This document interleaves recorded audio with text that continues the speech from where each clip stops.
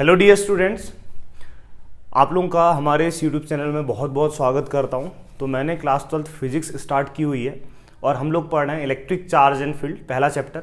तो हम लोगों ने बहुत सारी चीज़ें पढ़ ली है। हमने चार्ज की प्रॉपर्टीज़ पढ़ी थी, कूलम्ब्स लॉ पढ़ा था, कूलम्ब्स लॉ की वेक्टर फॉर्म पढ़ी थी। तो आज का जो हमारा टॉपिक रहने वाला है principle of superposition of electrostatic forces. क्योंकि फोर्स एक वेक्टर क्वांटिटी है, तो वेक्टरों को बच्चों सीधे ऐड नहीं करते हैं, उसमें वेक्टर एडिशन लगाते हैं। तो आज हम ये चेक करेंगे कि जब बहुत सारे फोर्सेस किसी चार्ज पे लगते हैं तो उस चार्ज पे नेट फोर्स कहाँ को लगेगा, उसकी वैल्यू कितनी होगी, ये सब चीज़ें हम सीखने वाले हैं। इससे बहुत तगड़े क्वेश्चंस बनते हैं आप लोगों के। अगर आप लोग सीबीएसई के लिए तैयारी कर रहे हैं, अगर आप लोग नीट के लिए कर रहे हैं, आईआईटी के लिए कर रहे हैं, तो 100% एक क्वेश्चन पक्का आएगा यहाँ से। बहुत मेहनत से, बहुत शिद्दत से पढ़ो और पूरी वीडियो देखना, तभी आप लोगों को एक एक पॉइंट, एक एक चीज़ें आप लोगों की कॉन्सेप्ट क्लियर होगा, ठीक है ना। बाकी अगर आप लोगों को ये मेरे इन टॉपिक्स के नोट्स चाहिए तो आप लोग मेरे इस नंबर से कांटेक्ट कर सकते हैं और हमारे ग्रुप से जुड़ सकते हैं। और बाकी 6 बजे हमारी रेगुलर वीडियोस आती हैं। और अगर आप लोगों ने इससे पहले की वीडियोस नहीं देखी है तो टेंशन मत लो, हमारी प्लेलिस्ट में जाओ इलेक्ट्रिक चार्ज एंड फील्ड, वहाँ पे आप लोगों को सारी वीडियोस सीक्वेंस में देखने को मिलेंगी। एक एक करके देखते रहो, चीज़ें समझ में आ जाएगी। बाकी नोट्स के लिए मुझसे कांटेक्ट कर लेना, सर मुझे पुराने नोट्स दे दीजिए, मैं आप लोगों को, आपका ऑनलाइन स्टूडेंट हूँ तो मैं आप लोगों को प्रोवाइड कर दूँगा, ठीक है। आगे बढ़ते हैं। तो आज हम जो कवर करने वाले टॉपिक सिर्फ principle of superposition of electrostatic forces ये कवर करने वाले हैं, ठीक है ना। तो अब होता क्या है इसको समझते हैं यार। ये देखो, इसकी डेफिनेशन में अभी आते हैं, ठीक है, कि क्या होता है, थोड़ी देर में आऊँगा। तो ये एडिटर के काम है यार, ठीक है। तो सुपरपोजिशन प्रिंसिपल क्या होता है पहले इसको समझते हैं। हाँ, समझने के लिए मैं आप लोगों को ये बता रहा हूँ कि मान लो एक कोई स्कूल है, ठीक है, क्या है, कोई स्कूल है। ये स्कूल में सिर्फ बॉयज़ ही बॉयज़ पढ़ते हैं। कौन पढ़ते हैं उस स्कूल में? सिर्फ बॉयज़ ही बॉयज़ पढ़ते हैं। होता है ना, बहुत सारे गवर्नमेंट स्कूल होते हैं जिसमें GIC होते हैं, गवर्नमेंट इंटर कॉलेज, तो वहाँ बॉयज़ ही बॉयज़ पढ़ते हैं। GGIC girls government inter college होते हैं। तो ऐसा स्कूल है जहाँ सिर्फ बॉयज़ पढ़ते हैं, ठीक है ना। तो बॉयज़ पढ़ते हैं तो सब जंगली रहते हैं, जंगलियों की तरह रहते हैं। कोई इधर कुछ, कोई कुछ ना, कपड़े सही से पहनते हैं, बाल वाल भी ऐसे ही बना के आते हैं, क्योंकि उनको कोई फ़र्क नहीं पड़ता है। फ़र्क इसलिए नहीं पड़ता है बॉयज़ को क्योंकि कोई लड़की है नहीं उनको देखने वाली, उनसे कोई पटने वाली है नहीं, क्लास में लड़की है नहीं, तो किसके लिए बन के जाएंगे, किसके लिए सवार के जाएंगे। तो दीन दुनिया से इनको कोई मतलब नहीं रहता, ऐसे ही मस्त रहते हैं। तो अचानक क्या हुआ इस स्कूल में, जहाँ पे इतने सारे 5 मतलब एकदम खतरनाक बॉयज़ देख पा रहे हो आप लोग, तो यहाँ पे एक सुंदर कन्या आ जाती है। तो ये एक खूबसूरत सी लड़की, ठीक है ना। तो ये एक खूबसूरत सी लड़की अचानक क्या आती है, स्कूल में आ जाती है एडमिशन लेने। तो बॉयज़ तो पगला जाते हैं, पगला, ठीक है ना। तो जैसे ही ये खूबसूरत कन्या जिसका नाम बसंती है, तो बसंती नाम की जो कन्या है जैसे ही स्कूल में एंटर होती है, ठीक है ना, इसका नाम A है, इसका नाम C है, इसका नाम D है, इसका नाम E है, इसका नाम F है, ठीक है ना। तो ये बॉयज़ थे। तो जैसे ही ये लड़की आती है तो यार बॉयज़ कहते हैं यार भाई स्कूल में हरियाली आ गई। स्कूल में हरियाली आने का मतलब है कि यार अब हम लोगों को एक मोटिव मिला है पढ़ने का, कि यार एक लड़की आए खूबसूरत, वो भी बहुत ज़्यादा, ठीक है, बसंती नाम की लड़की है, तो इससे दोस्ती करेंगे। हर कोई मन ही मन में सोचता है, ये सोचता है मैं इसको दोस्ती करना चाहता हूँ, ये मेरी गर्लफ्रेंड बने। C कहता है ये मेरी गर्लफ्रेंड बने, मन ही मन में सोचते हैं। अगर ये एक दूसरे को बताएंगे तो फिर ये मार पीटी हो जाएगी एकदम। अगर ये बोलेगा यार तुम लोगों में से किसी की नहीं है, मेरी गर्लफ्रेंड है, ये बोलेगा मेरी है, ये मेरी, तो ये लड़ जाएंगे। तो ये मन ही मन में सोच रहे हैं, ये सोच रहा कि काश ये मेरी गर्लफ्रेंड होती, ये सोच रहा कि काश ये मेरी गर्लफ्रेंड होती, ये सोच रहा कि काश ये मेरी गर्लफ्रेंड होती, ये सोच रहा कि काश ये नज़र देखे हो ना इनकी। तो लेकिन बेचारे सीधे हैं तो इनकी बोलने की हिम्मत नहीं हो रही है इससे कि बसंती मुझसे फ्रेंडशिप करोगी करके, ठीक है ना। तो होता क्या है कि एक बार फ्रेंडशिप डे आता है। क्या आता है? फ्रेंडशिप डे आता है। तो फ्रेंडशिप डे आता है तो ये लोग सोचते हैं मन ही मन में, हर कोई ABCDEF सब कोई इंडिविजुअली ये सोचता है कि मैं बसंती को इम्प्रेस करूं, मैं बसंती को इम्प्रेस करूं। तो बेचारे गरीब होते हैं ये स्टूडेंट, इनके पास उस स्टूडेंट लाइफ में ज़्यादा पैसा होता नहीं है। तो ये सोच रहे थे कि यार अब बसंती को खुश करना है तो किससे खुश करें। तो इन्होंने पता लगाया कि बसंती को चॉकलेट बहुत पसंद है, चॉकलेट खाने वाली, ठीक है ना। तो बसंती को चॉकलेट बहुत पसंद है, तो इन्होंने ऐसा कुछ सोचा। तो इन्होंने बोला यार क्यों ना बसंती को चॉकलेट दी जाए। और लेकिन हर कोई सोच रहा है कि मैं अगले को ना बताऊं, ठीक है, मेरा बसंती के साथ चांस बन जाए। और बसंती जो है ये बहुत चालाक लड़की है, मतलब बसंती को चॉकलेट चाहिए चाहिए, ठीक है। तो सबसे पहले A जो है ना, ए बसंती के घर के आसपास रहता है। तो बसंती स्कूल को जा रही थी तो ए गया बसंती के पास और चॉकलेट दे के बसंती से बोलता है, बसंती क्या तुम मुझसे फ्रेंडशिप करोगी? बसंती बोलती है हाँ जरूर मैं तुमसे फ्रेंडशिप करोगी, बट पहले मेरे को चॉकलेट दो। ठीक है, तो ये बसंती को चॉकलेट दे देता है खाने वाली, और बसंती खुश हो जाती है, बोलती है यार आज से मैं तेरी फ्रेंड हुई बस, ठीक है। ये भी खुश हो जाता है, ये बोलता है यार मैंने इन लड़कों में बाजी मार ली है, ठीक है। उसके बाद रास्ते में सी भी रुका होता है, तो सी जाता है बसंती के पास बड़ी सी चॉकलेट लेके, और बसंती बहुत चालाक है। बसंती ने ये नहीं बताया सी को कि ए ने बसंती को चॉकलेट दी है, और सी से भी चॉकलेट ले लेती है बसंती, ठीक है।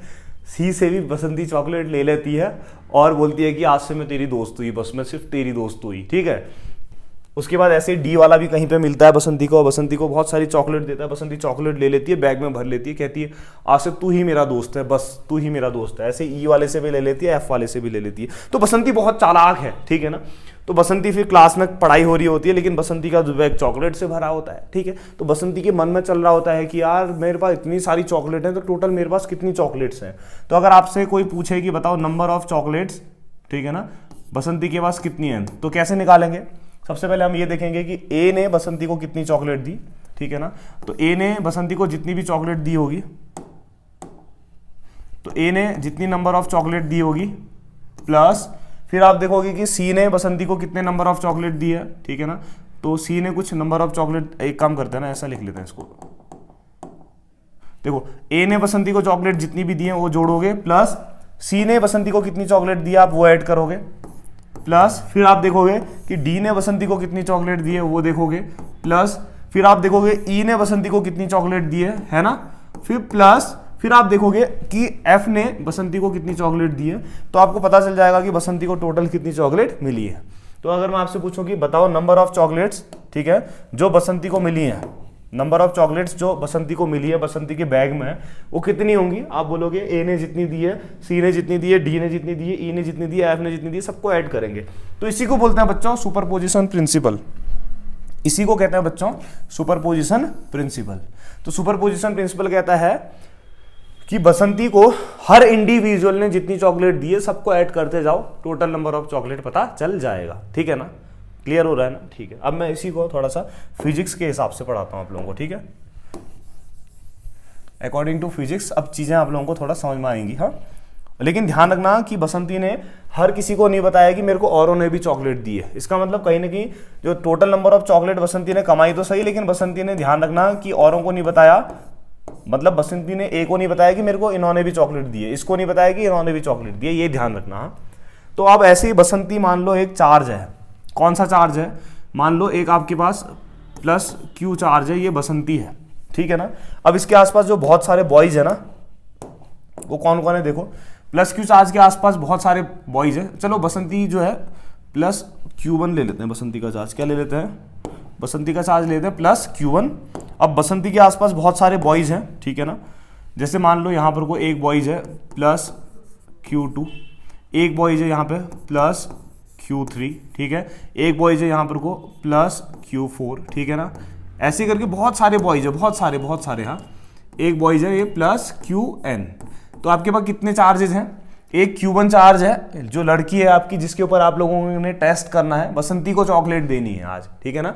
ऐसा नहीं है कि बसंती किसी और को दे रही है, बसंती को कितनी चॉकलेट मिल रही है आज हम ये पता कर रहे हैं, ध्यान रखना। तो मेरे पास बहुत सारे चार्जेस हैं, Q1, Q2, Q3, Q4, Q5 so on Qn।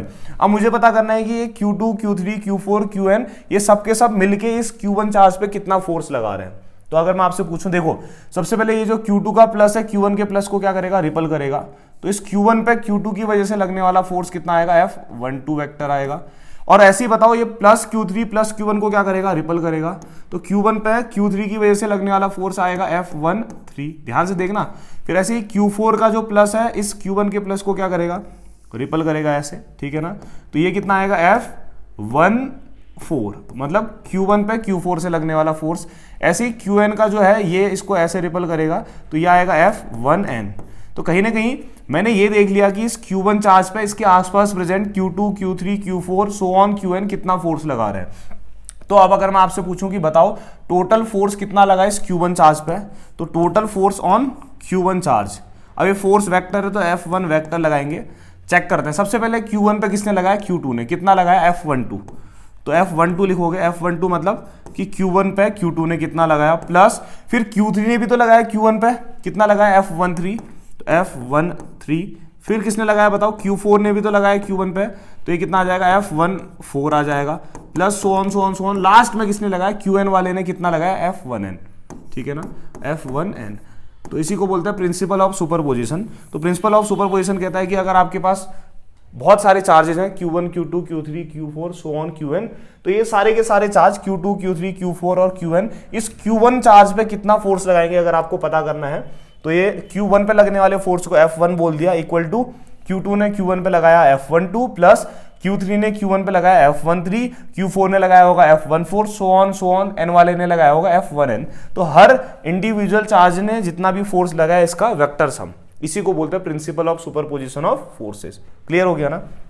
तो देखो फिर अब डेफिनेशन क्या कहती है, it states that when a number of charges are interacting then the total force on a given charge, मतलब Q1 पे लगने वाला जो टोटल फोर्स है is the vector sum of force exerted on it due to all other charges, मतलब Q1 पे लगने वाला जो नेट फोर्स है हर इंडिविजुअल चार्ज ने जो भी फोर्स लगाया उसके वेक्टर सम के बराबर होगा, लेकिन the force between the two charges is not affected by the presence of other charge. इसका मतलब क्या हुआ देखो, the force between the two charges is not affected by the presence of other charge, मतलब बसंती को ए ने चॉकलेट दी थी ना, लेकिन बसंती ने बी को नहीं बताया, तो ए की जो फीलिंग है वो बसंती के लिए वही रहेगी। अगर बसंती बता देती बी को कि ए ने भी मुझे चॉकलेट दी है, तो बी और ए लड़के मर जाते कि बसंती मेरी है, लेकिन बसंती ने बताया नहीं। तो ध्यान रखना कि उस Q1 चार्ज पे ना,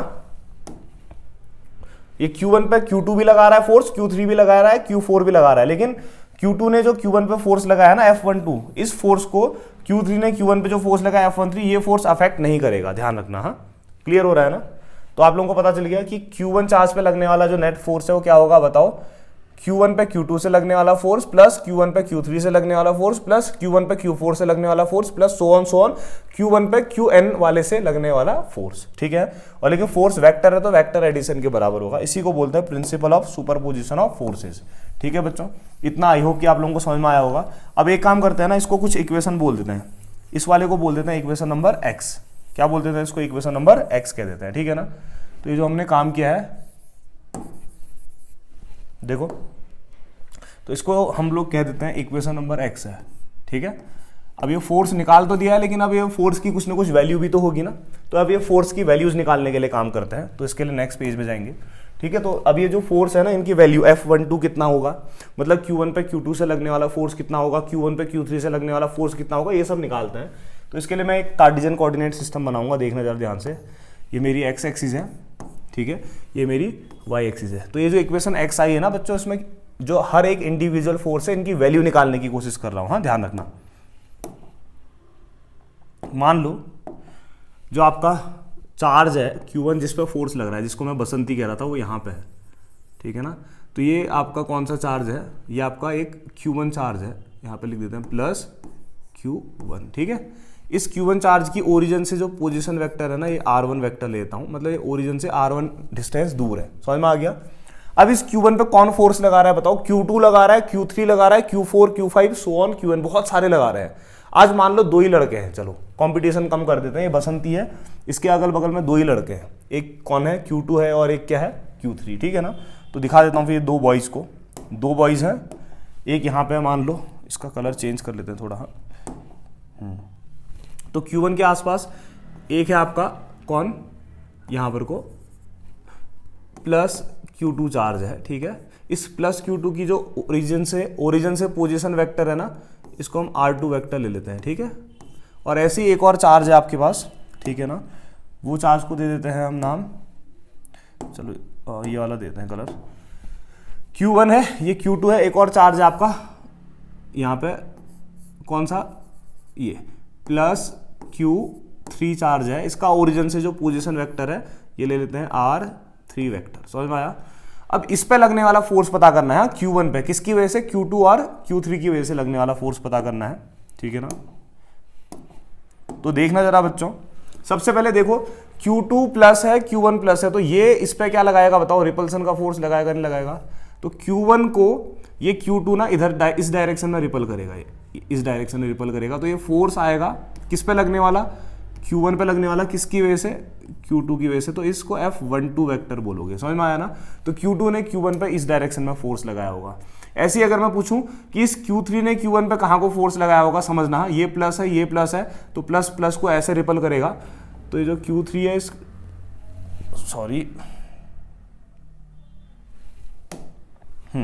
स्केल ले लेते हैं, ठीक है बच्चों। तो ये जो आपका Q3 है ना, ये Q3 इस Q1 को ऐसे रिपल करेगा इस डायरेक्शन में, है ना, ऐसे करके ये, ठीक है ना। तो Q3 ने Q1 पे जो फोर्स लगाया होगा यहां को लगाया होगा, तो इसको क्या लिखोगे आप, F Q1 पे लग रहा है बच्चों, किसकी वजह से लग रहा है, Q3 की वजह से लग रहा है ना, तो इसको लिखोगे आप F13 वेक्टर, समझ में आया ना, मतलब Q1 पे Q3 से लगने वाला फोर्स। तो अगर मैं आपसे पूछूं कि Q1 पे Q2 ने फोर्स कहां को लगाया, आप बोलोगे Q1 पे Q2 ने फोर्स यहां को लगाया, प्लस प्लस यहां को रिपल होगा, इसको मैंने F12 बोला। Q1 पे Q3 कहां को फोर्स लगाएगा, प्लस प्लस को रिपल करेगा यहां को। तो बताओ अब Q1 पे रिजल्टेंट फोर्स कहां को लगा, यहां को लगाया, यहां को। आप बोलोगे Q1 पे तो दो फोर्स काम कर रहे हैं, तो आपको पता होना चाहिए कि रिजल्टेंट अगर आपको पता होना है तो आप वेक्टर एडिशन लगाओगे। वेक्टर एडिशन क्या कहता है, अगर आपके पास दो वेक्टर है, एक वेक्टर यहां को जा रहा है, समझना, एक वेक्टर यहां को जा रहा है, ठीक है। अगर आपको रिजल्टेंट पता करना है तो इनसे बनने वाला एक पैरेललोग्राम बनाओगे। ये पैरेललोग्राम का जो डायगोनल होता है, ये जो आपका पैरेललोग्राम का डायगोनल होता है, यही आपको रिजल्टेंट के बारे में बताता है। तो मैं आपसे पूछूं कि बताओ Q1 पे नेट फोर्स कहां को लगेगा, एक यहां को लग रहा है, एक यहां को, तो आप इससे बनने वाला एक पैरेललोग्राम बनाओगे। उस पैरेललोग्राम का जो डायगोनल है वही आपको क्या बताएगा, रिजल्टेंट बताएगा, ठीक है ना। तो इससे बनने वाले पैरेललोग्राम का डायगोनल कहां को आएगा, अभी एक बार मैं चेक करूं तो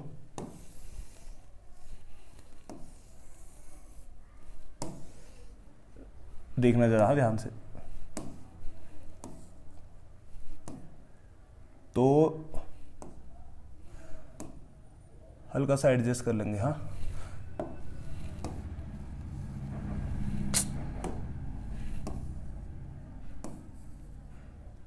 देखना, तो इससे बनने वाले पैरेललोग्राम का जो डायगोनल आएगा ना बच्चों, ये आएगा आपका इस डायरेक्शन में, ये यहां को आएगा, ठीक है। अब वो बनाने के लिए मैं थोड़ा सा पहले ही ये बना दिया ताकि फिगर गलत ना रहे, ठीक है। अब देखना जरा, पहले बना देता हूँ इसे बनने वाला पैरेललोग्राम। इसके पैरेलल ये होगा और इसके पैरेलल यहाँ से ये होगा, ऐसे ये। इसको पहले बना लेते हैं ना, वरना थोड़ा दिक्कत कर सकता है। ये आपका इरेजर है, इसको छोटा कर लेते हैं, हाँ।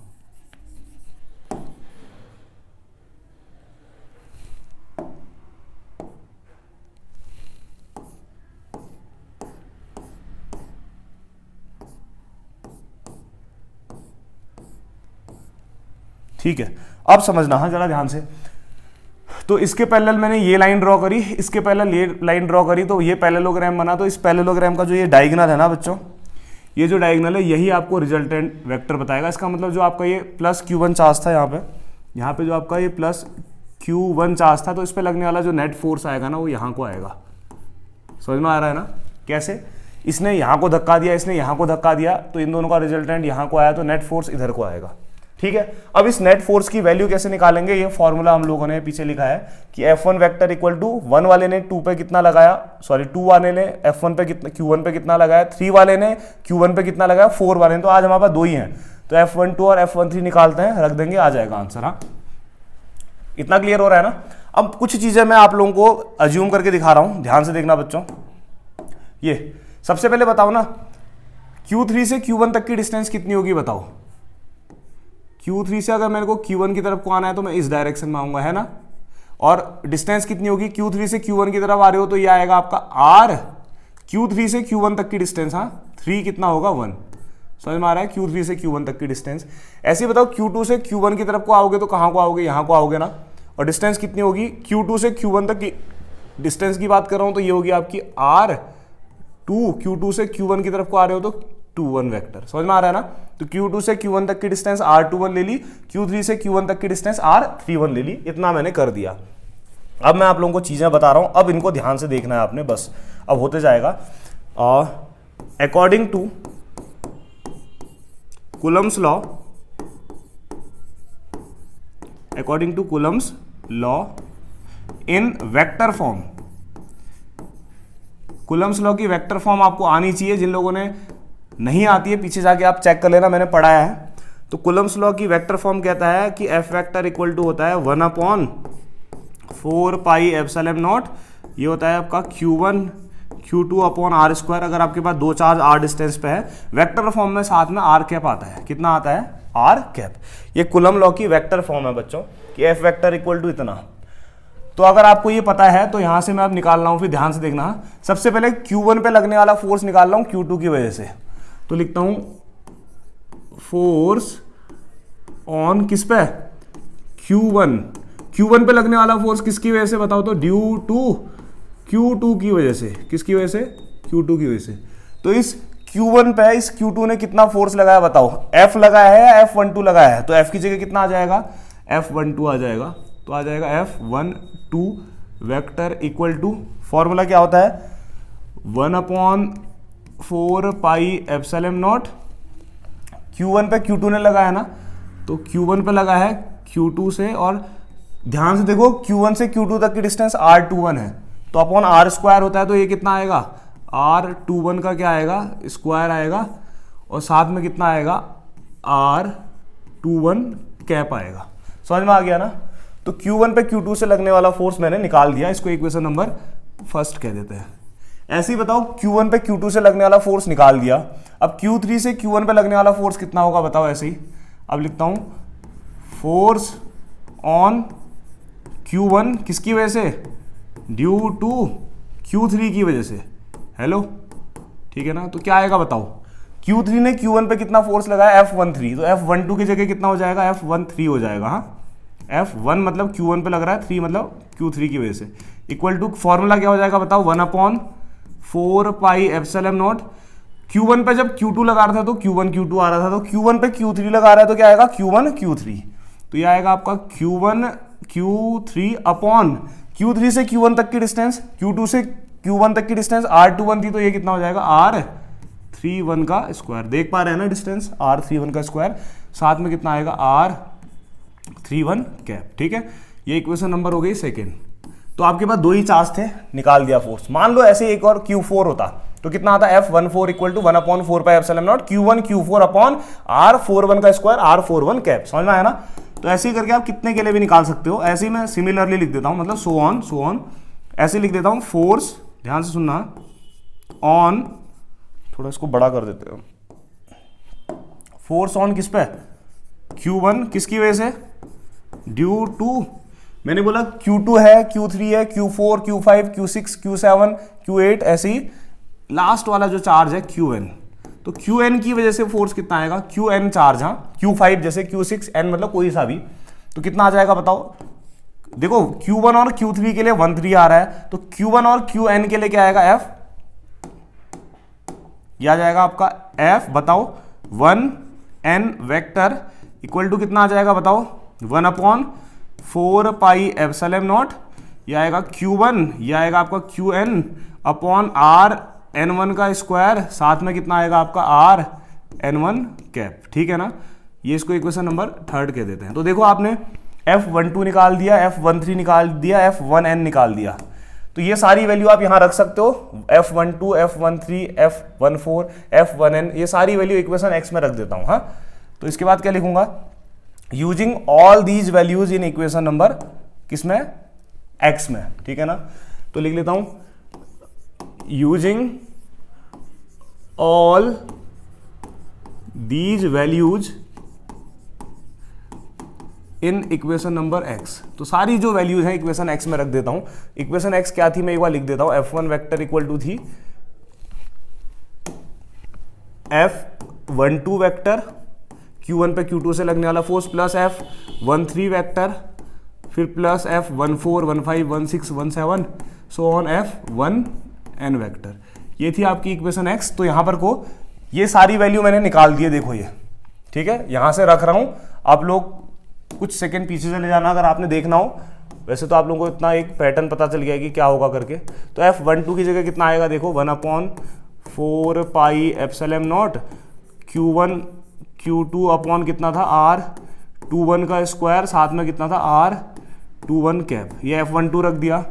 F13 कितना था बताओ, 1/4 pi epsilon naught Q1 Q3 upon कितना R31 का स्क्वायर, साथ में कितना R31 cap plus so on. Last वाला क्या था बताओ, ये था 1/4 पाई एप्सिलॉन नॉट ये Q1 ये Qn अपॉन RN1 का स्क्वायर, साथ में कितना RN1 कैप। ये तो था।